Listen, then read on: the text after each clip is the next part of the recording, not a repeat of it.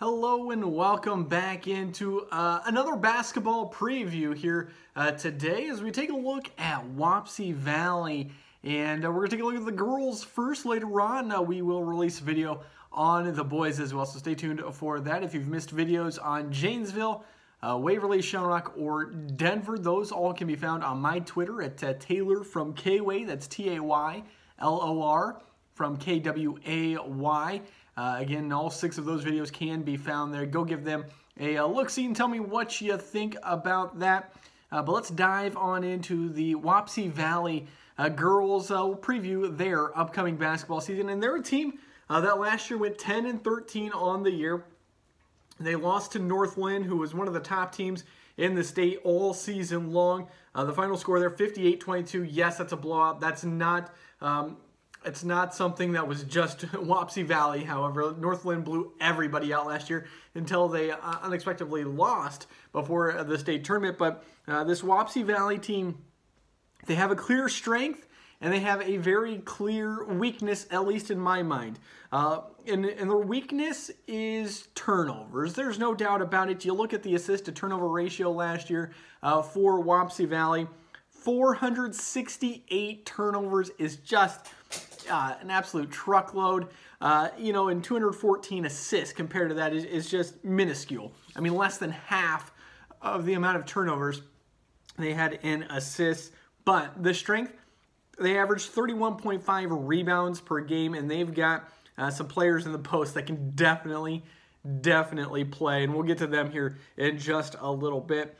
Quarter-wise, what they scored according to quarters per quarter was the most in the fourth quarter. That's not super surprising. I don't see that being too much of a problem necessarily. Obviously, you would like your point total to go up overall, but nothing too much to worry about there. Their point differential was minus 6.7, so they averaged losing by almost 7 points a game last year, and it does tell me that some of those losses were significant. There were some pretty big losses in there for Wapsie Valley last year.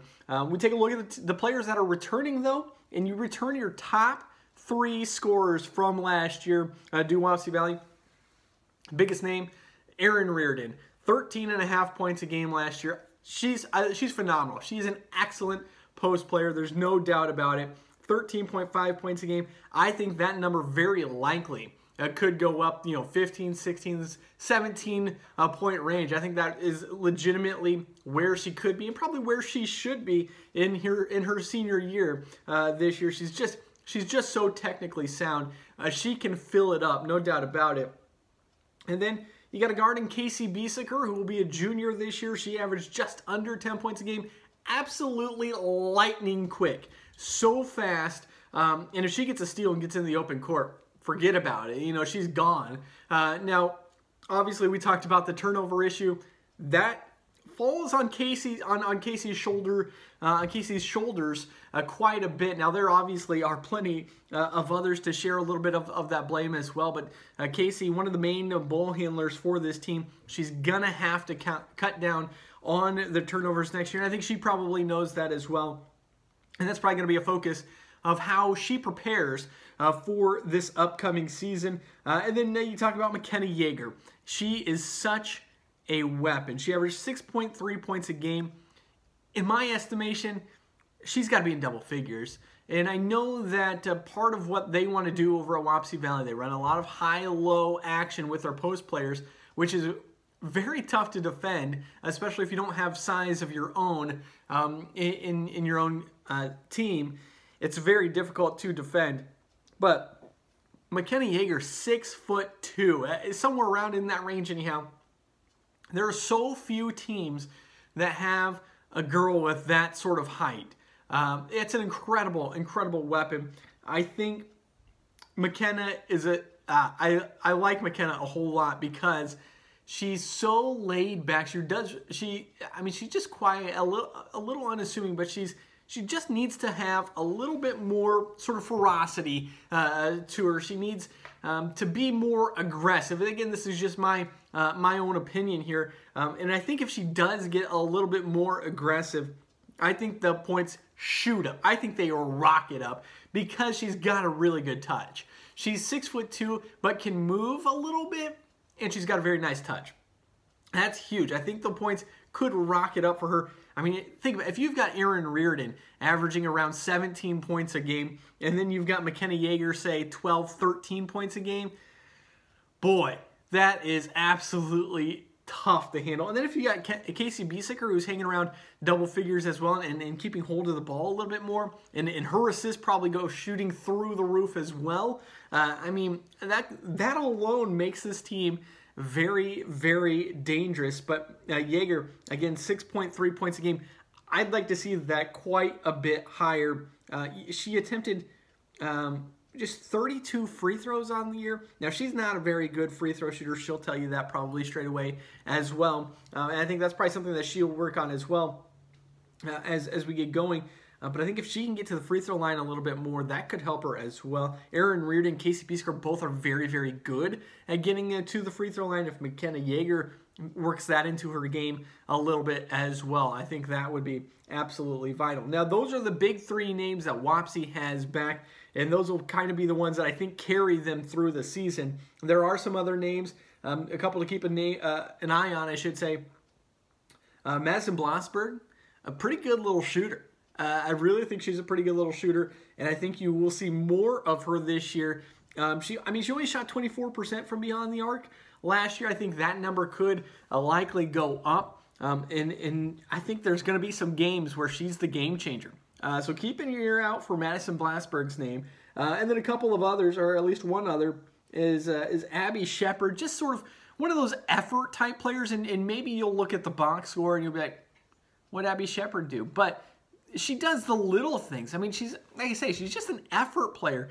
And I think that's huge. I think that's huge for what Wapsie Valley wants to do here this winter. Again, you take a look at Casey Biesecker, 73 assists, far and away led the way last year, but 127 turnovers. I've talked about it a little bit already. She obviously was not the only one that had trouble hanging on to the ball. And it's not just a Casey thing. I mean, it's a whole... Turnovers are team things. And so they need to cut down on their turnovers. They need to cut way down on their turnovers, if I'm being honest. I mean, really, if you're Wapsie Valley, fix that, work on that a little bit, and you're going to be sitting pretty decent. I mean, they finished 10-13 last year and had some really nice wins in that bunch as well. So you cut down on the turnovers a little bit, and I mean, you're looking pretty good. McKenna Yeager, I want to go back to her real quick. She had 47 blocks last year. That's more than 2 per contest. It's just, she's such a weapon for Wapsie Valley, both on the offensive side of things and on the defensive side of things. So Casey, McKenna, I guess I should say Biesecker, Yeager, and Reardon, I think are going to be kind of the three-headed monster for Wapsie Valley this year. And there is a question as well, who's going to kind of step up and be sort of the other players that make an impact for Wapsie Valley. And perhaps there's somebody that's going to step up and maybe step ahead of a couple of those three that I just mentioned there. That's a possibility. That's not out of the realm of possibilities by a long shot. You know, and something that we haven't talked about yet is rebounding. I did say, you know, 31.5 rebounds per game as a team last year. Erin Reardon led the way, 8.6 a game, and McKenna Yeager, 7.2. I mean, they should be able to lock up the glass again. Again, they have, they have the best post play. The only team that maybe would have rivaled them last year in the area was Waverly Shell Rock, who of course is quite a bit bigger than Wapsie Valley. Of the non-Waverly Shell Rock teams, Wapsie, I think by quite, well, you know, I shouldn't say that. Sumner Fredericksburg's post play is pretty elite too. Those are the two best posts, let's just say posts in the area, at least as far, you know, as I would say. Those two are tops. And again, Erin Reardon and McKenna Yeager, they work well together. They work that high to low to extreme success from time. When it's working, man, it is working. It is super tough to stop. If a team figures out a way, especially if they've got the post players to deal with it, then you start to see some things start to break down a little bit for Wapsie Valley. So perhaps maybe expanding, you know, sort of what they run maybe would help a little bit as well. But I got to be honest, I like what I see out of Wapsie Valley. I think this is a team that's got a chance to make some noise this year. And if you've seen the previous videos, you know I've got a rating system. All right, if I give you a 1, that means I think you're a title contender. I think you should be expecting a title. If I give you a 2, I think you're a state tournament contender. I think you should be expecting to be at the state tournament or falling just short, right in that range.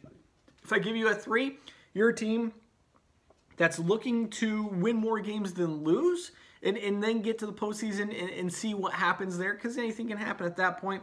And if I give you a 4, I think it happens to be a rebuilding season for you. It just happens to be a season where you're having to make up for a lot of lost seniors, or you're just at a school that hasn't had a whole lot of success lately. So for Wapsie Valley, I think what I would give them, they're interesting. I think I'm going to conservatively give them a 3, but I think they're a very, very high 3. And if you told me you thought they were a 2, I think there's an argument to be made there. That's how good I think this Wapsie Valley team could be.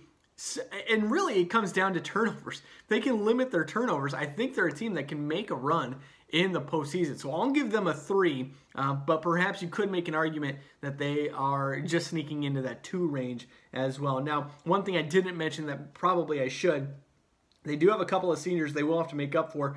Brandy Mardikoff, maybe the biggest name there, a pretty good three-point shooter for, although she did struggle last year. I know that three-point shooting in general and some other things Mardikoff really brought to the team. They will have to make up for that. They got a couple other players that were kind of the effort and would put in the dirty work type of stuff. They'll have to make up for that as well. But I think Wapsie's in for a pretty good season on the girls' side of things. So let me know what you think. Do you agree with me? Do you disagree? Let me know. And don't forget the boys Wapsie Valley video coming out just a little bit later. So thanks for watching this one, and until next time, I'm Taylor Nitz. Okay, bye.